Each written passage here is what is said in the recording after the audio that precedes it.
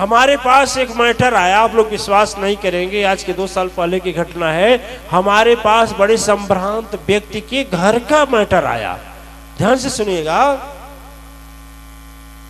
दोनों लोग एक दूसरे से तलाक यानी शादी छोड़ने का, विवाह विच्छेद जिसे बोलते हैं, संबंध विच्छेद करने के लिए आतुर हो गए थे। आज सारे लोग समझा कर हार गए थे।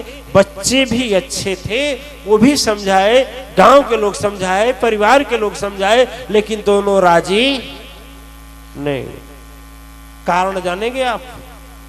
आपको कारण बता दें किस कारण से एक दूसरे का साथ छोड़ने का संकल्प ले लिया लोगों ने आपस में दोनों? बोलिए, बताएं। आप लोग हंसेंगे, क्या बताएं। अब पढ़े लिखे आदमी, जैसे मूर्ख गंवार नहीं, अच्छी उच्च कोर्ट के अधिकारी, दोनों लोगों ने जवाब ले लिया, नहीं छोड़ देंगे।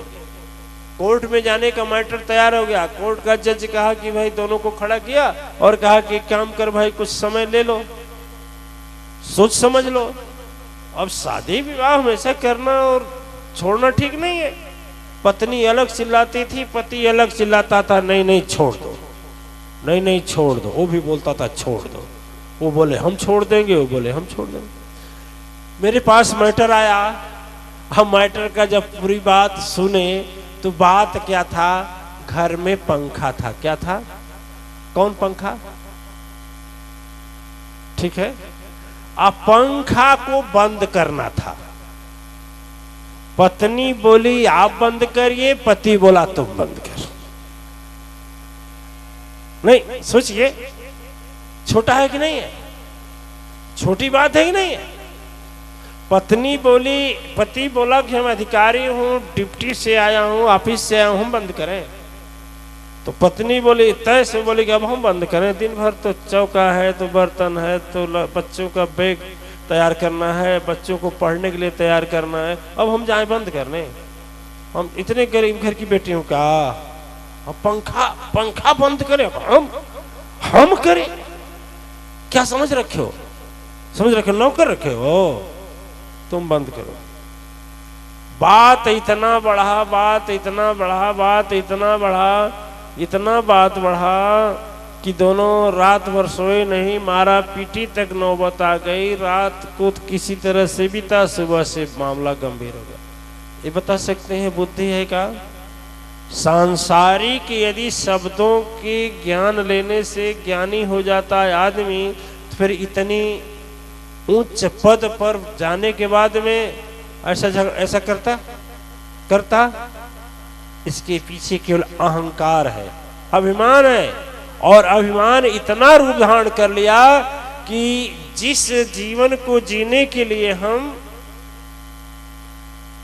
ब्राह्मण, अग्निदेवता, धरती, आकाश के सामने कसम खाते हैं कि जन्म भर साथ निभाएंगे, हैं? वह व्यक्ति एक अहंकार की रक्षा के लिए, एक घमंड ऐसा होता है कि वह दोनों को दूर कर देता है कि नहीं कर। यदि संसारी आदमी के अंदर अभिमान आकर के और सारे ज्ञान को खा जाता है, तो आप यदि धर्म और सत्य पथ पर चलने वाले हैं, आपके अंदर अभिमान आएगा तो आपका सुख और शांति नहीं खाएगा, सदगुरु से दूर नहीं करेगा। बोलिए, करेगा नहीं करेगा? सदगुरु नहीं बोले तो नाराज हो गए, गुरु भइल बना। का बोलता है? गुरु भइल बना, हमसे बतियो नहीं कहना। अब हमसे नहीं बात के, हमसे वो आ सामने पड़ के नहीं। ये बताइए, अहंकार बोलता है कि नहीं बोलता है? ये होना चाहिए कि नहीं होना चाहिए? होना चाहिए कि नहीं होना चाहिए? अच्छा ये बताइए, आपका साथी है या दुश्मन है? साथी या दुश्मन है?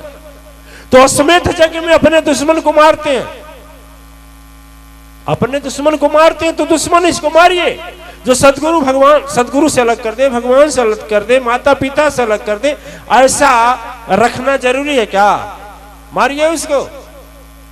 बोलते हैं अभिमान, हम कहा अभिमान करो ना, घमंड करो, खूब करो। बोलते गुरु जी दोनों बात कर रहे हैं।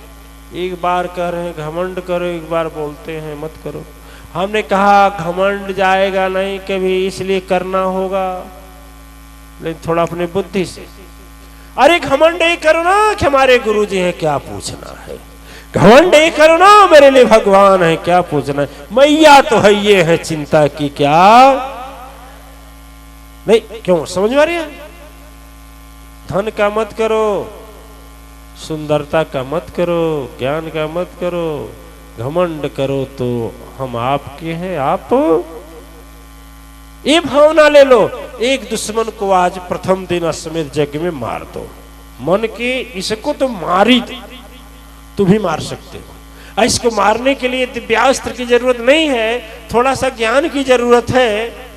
और इस पहले दुश्मन को मारने के लिए, अश्वमेध यज्ञ के पहले दिन के दुश्मन मारने के लिए किसको मारोगे पहले बताओ। क्रोध को मारोगे कि घमंड को मारोगे?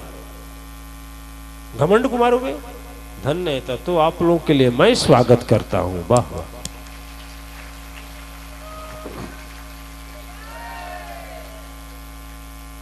चलिए ठीक है।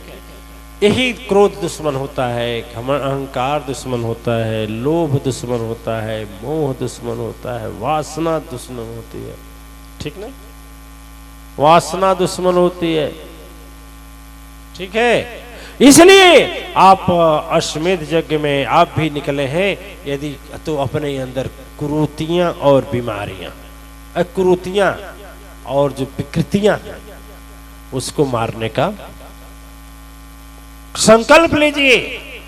एक तो आज खत्म कीजिए, चाहे शराब पीना खत्म कीजिए, चाहे गाली देना खत्म कीजिए, चाहे किसी से नाराज, झूठे नाराज होना खत्म कीजिए, चाहे बीड़ी पीना खत्म कीजिए, चाहे सुरती खाना खत्म कीजिए, चाहे शराब पी, कुछ भी एक कमी तो निकालिए। बोलिए मंजूर है? आज अश्वमेध यज्ञ के प्रथम दिन कोई भी योद्धा प्रकट हो और समाप्त कर दे। ठीक है,